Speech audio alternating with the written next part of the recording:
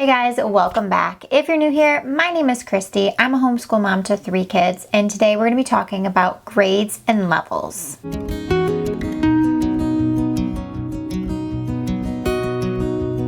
So I think one of the biggest questions that I see posted on homeschool Facebook groups, I have people reach out and ask me, I have family members and friends ask me, is kind of how do you keep your child on grade level while homeschooling?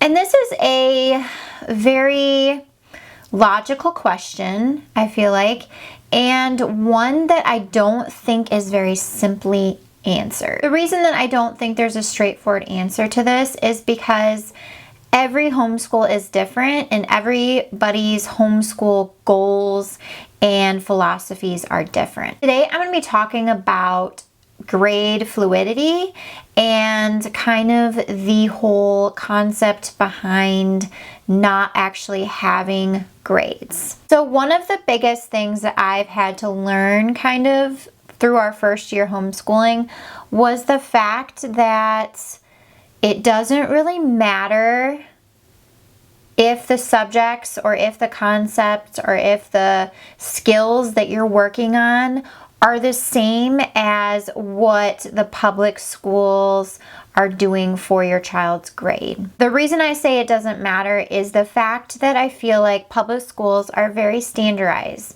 Grades were actually kind of implemented and put in place to create order. They're not really something that you have to follow. It's not something that has to be done while you're homeschooling. Once I learned that most homeschooling families really don't rely on grades. And a lot of curriculums, their number or level system do not correspond with grades. So just because your child may test into level 3 of a curriculum does not mean it's a 3rd grade equivalent. It's just level 3. And so once I realized that a lot of homeschool curriculums kind of have that fluidity built in, it made it easier for me to kind of accept that philosophy. Once I accepted that my kids may not fit into a specific grade, or they might not be hitting the same grade benchmarks that public school puts into place, I found so much freedom from that, and it kind of released a lot of pressure. I think that it can cause a lot of pressure on homeschooling families when they're trying to live up to those standards. I think that the whole philosophy of a kid being behind or even ahead is kind of detrimental to our kids, if I'm honest. I know that with Lacey, she struggled her last public school year because she actually was only in 1 year of public school. She was in a charter school before that, and it was a Montessori-based charter school. So they did things a lot differently than the public school. So that last year, her 3rd grade year, she struggled with that transition because the Montessori was more based on kind of her pace, more so than public school, which wanted her to hit these benchmarks, and they had tested her and she wasn't in accordance to them hitting those benchmarks where she should be, and so they automatically labeled her as behind. They put her into special groups to kind of build her skill level up, and it was confusing to me because it was contradicting a lot of what I was seeing at home. And so I honestly don't trust their evaluation of her. I don't think she was behind. I think she was right where she needed to be. And I think that homeschooling gives you that freedom to personalize your child's education. And that's a freedom that most people don't get.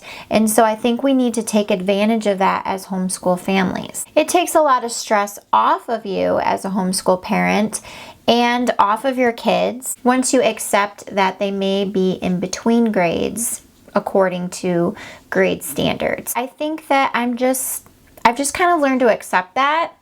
I do get a lot of that from people I know, family, you know, like one of my best friends is a teacher, and so I get it a little bit from her. Not like in a mean way, but in a, you know, logically concerned teacher way. And family members and that sort of thing on what they should be doing at their age or where they should be at. And I've just kind of had to learn to almost ignore them or just kind of take it with a grain of salt, kind of like accept their opinions and their advice and then do with it what I feel like is necessary or what's best for our family. People are always going to have opinions, and people who don't homeschool or have never homeschooled, I've said this before, they will never fully understand homeschooling. And it's not my job to convince them that homeschooling is a better way, because it's not for everyone. And, you know, it's not my job to convince them that homeschooling isn't some outrageously crazy concept. They won't understand until they actually go through it, and many of them won't. So it's a waste of time to try to convince people that we're doing what we should be doing and we are right where we should be. I understand for those who, you know, have that inkling of possibly putting their children back into the school system eventually in the future. I understand that following grade level may be more logical for your circumstance. And you're just going to have to try your best. I know there's different resources you can look. There's books that kind of break down what they should be learning each grade. You can follow your school district and the state of which you live, their standards. There are apps for different states that have grade guidelines that you can look up and kind of gauge where you're at. You can always put your kids through testing and that sort of thing. So there's options out there. If you are really adamant about kind of staying on grade level, there are options. So for me and my family, I have found that the best thing is just to accept grade fluidity and just kind of relax about it. And that's what's best for my family. It may not be for you, but I just wanted to encourage you that if you're kind of feeling that way and you're feeling that pressure and you don't really understand why, and you're planning on homeschooling for long term, try to let it go and try to relax and just meet your kids where they're at. Teach them the concepts, help them to build further and kind of grow. The growth is important to track. You want to make sure your kids are growing. It doesn't matter how much they're growing, but as long as they're making progress, that's a win. So I hope you guys enjoyed this video. Again, I did not make this video to come off judgmental in any way. I just felt the need to talk about this to those of you who may be kind of like straddling this stress level of trying to keep up and not wanting to.